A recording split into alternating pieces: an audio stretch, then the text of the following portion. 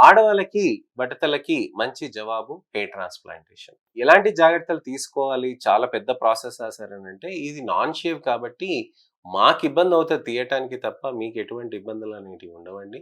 మీకు రికవరీ అనేది చాలా స్మూత్‌గా ఉంటుంది.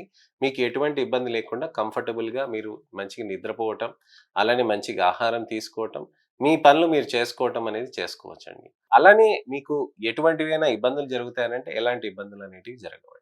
మీకు ఆడవాళ్ళకి ట్రాన్స్‌ప్లాంటేషన్ నాన్ షేవ్ ఎఫ్‌యూ చేసినాక షాంపూయింగ్ నెక్స్ట్ డేనే చేస్తారనమాట. ఎటువంటి జాగ్రత్తలు తీసుకోవాలి షాంపూయింగ్ అనేది మీరు చేయించుకుంటున్నప్పుడు మీకు తెలిసిపోతుంది. సింపుల్‌గా షాంపూ తీసుకొని సాఫ్ట్‌గా లాదర్ ఔట్ చేసుకొని మీరు వాష్ చేసుకోవటం. అంతే తప్ప దానికి పెద్ద స్పెషలైజ్ టెక్నిక్‌గా చేయాల్సినంత అవసరం అలాంటిది ఏమి ఉండదండి. పెయిన్ ఉంటుందనంటే పెయిన్ అంత ఏమి ఉండదండి. అనస్థీసియా ఇస్తాం కాబట్టి లోకల్ అనస్థీసియా మీకు అసలకి పెయిన్ అనేది మీకు అక్కడ ఏమి అంత ప్రాబ్లమ్ ఏమి ఉండదు. అలానే మీకు ఎటువంటివైనా ఇబ్బందులు ఉంటాయా అనంటే ఎటువంటి ఇబ్బందులు అనేటివి ఉండవండి. మూడోది ఏంటనంటే మనకి వెంట్రుకలకి ట్రాన్స్‌ప్లాంటేషన్ చేసినాక అలానే మీరు మంచి ఆహారం తీసుకొని లైఫ్ స్టైల్ మార్చుకొని నేచురల్ లుకింగ్ హెయిర్ లైన్‌ని మీరు తప్పకుండా సాధించుకుంటారని ఆశిస్తున్నాను.